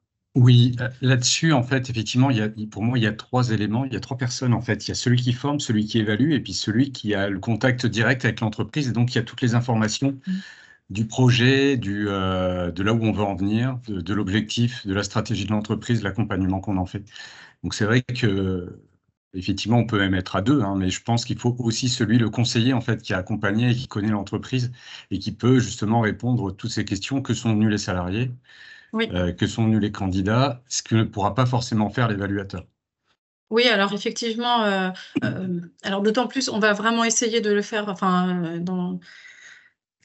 il y a des cas un peu à part, mais on va essayer de le faire effectivement à distance et ce ne sera pas une mobilisation sur un très... Oui, ce sera sur une Voilà, courte sur période. une petite période et enfin, vraiment, on fait le nécessaire hein, pour vous prévenir à l'avance, pour pas vous mobiliser encore plus. On comprend bien que ce sont des choses qui vous prennent déjà beaucoup de temps, hein, les évaluations, les préparations des dossiers, etc. Enfin, on comprend bien et on essaie vraiment de... Bien sûr. On essaie vraiment, même si c'est pas ressenti chez vous, on essaie vraiment de faciliter les choses. Et c'est aussi pour ça qu'on a instauré ces réunions et qu'on va instaurer la relation plus régulière avec vous. Et c'est la raison aussi du recrutement de Réjeanne, qui va être elles vont être toutes les deux, hein, Saravi et Réjeanne, vraiment vos points d'entrée pour ces parties certification. Réjeanne plus sur l'animation, la présentation des outils d'évaluation, les prérequis, etc. Saravi vraiment sur les jurys et d'avoir quelque chose qui se fluidifie. Mais je comprends hein, que c'est tout ce qui est demandé, ça prend du temps, je sais. En tout cas, nous, on a été demandeurs pour les branches pour lesquelles on est habilité. On est demandeurs depuis un moment et on est très, très content en fait, de pouvoir participer. Parce qu'effectivement, on s'est rendu compte d'une certaine élasticité en fait, entre ce que nous, on vit au quotidien, ce que vous attendez, ce que l'État demande. Et on n'est pas confort. Quoi. Donc, voilà, oui, donc merci. Oui. Et puis de rappeler les prérequis pour chaque CQP. Enfin, vraiment, on va faire des réunions où on va rentrer dans le détail. On aura, alors c'est pas forcément les prestataires qui ont construit les outils qui seront aussi là avec nous pour vous présenter les nouveaux outils rénovés d'évaluation, hein, bien sûr, les outils d'évaluation. Donc bon, ça va arriver, voilà, premier semestre avec l'arrivée de Réjeanne, on va réinstaurer tout ce dialogue entre guillemets, enfin si je peux l'appeler comme ça, mais oui, je rebondis, c'est exactement ça, c'est de maintenir un dialogue et un suivi régulier pour aussi avoir vos questions à l'instant T et se projeter pour la suite, pour vraiment qu'il y ait un suivi plus régulier ensemble. Ça va être un vrai plaisir de partager avec vous cette année cette nouvelle organisation. Alors, il y a des personnes qui doivent nous quitter, donc bon, on n'a pas eu le temps malheureusement de faire la démo en séance. Ce qu'on peut vous proposer, si jamais vous rencontrez des difficultés, c'est vraiment, n'hésitez pas à contacter Saravi si vous avez des points de blocage. Et puis, évidemment, pour créer vos comptes pour les personnes qui n'ont pas encore de compte. Et puis, pour toute question, peu importe, même si ce n'est pas des blocages GAC, mais pour toute question, vous n'hésitez pas à nous contacter, Saravi ou moi-même. Réjeanne, on va lui laisser le temps d'arriver au pôle certification c'est une mobilité interne. Donc, pour votre information, elle était conseillère donc, sur le terrain en aura.